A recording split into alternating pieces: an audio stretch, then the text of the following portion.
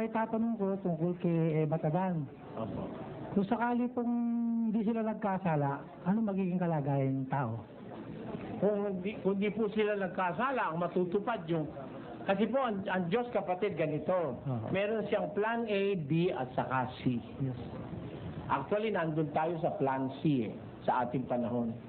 Ang plan A niya, sabi niyan Diyos, sa lahat ng mga punong kahoy sa halamanan, makakakain ka na may kalayaan. Ngunit sa bunga ng pagkakilala ng mabutit masama, huwag kang kakain sapagkat sa araw na kumain ka niyaon, walang pagsalang ikaw ay mamamatay. Therefore, ang plan A, walang kamatayan. Mabubuhay sila ng walang hanggan. Dadami ba sila?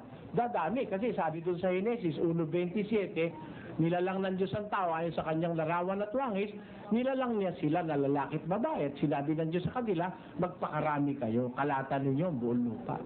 The original plan is for them to multiply and replenish the earth. Kung hindi pa sila nagkakasala noon, sinabi na ng Diyos yun. Kung sakali pong magkagayon, at walang hindi magkakasalang tao yung ganun nga ho, paano naman ang magiging, ibig sabihin, paggawa ng tao? Siyempre, under the right direction lagi yun. Kasi ang umpisa ng tao, we are under God's direct administration eh. Pati pagkain, sinasabi ng Diyos eh. Pati gagawin, pati damit, ang Diyos ang naggumawa ng damit para sa kanila eh. Pati yung dwelling place nila, ang Diyos ang naglagay. He planted a garden and called it the Garden of Eden, and He placed the man that He made in the garden. Ibig sabihin, pati yung ating dwelling place, it is God that directs. In every manner of living, ang Diyos ang magtatalaga. Kaya everything will be fine and in place. Pagka ang Diyos ang masusunod. Kaya lang nawala dun sa plan A, napunta tayo sa B, si Eva at si Adan. Binigyan sila ng kamatayan nung makagawa sila ng kasalanan kasi pagmamahal pa rin ng Diyos yun.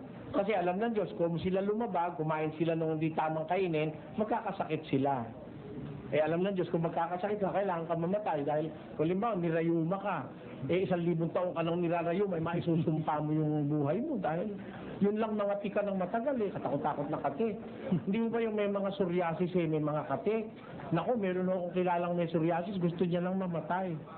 Kung hindi papatayin ng Diyos ang tao at kukunin ng buhay dahil nagkasala siya, magkakasakit siya, biro mo yun lang ikaw may kati ka lang na, meron ng kati, talagang hindi mo matiis Minsan kating yung kakakamot mo nagsugat na, makati pa rin, mahapdi na, makati pa rin.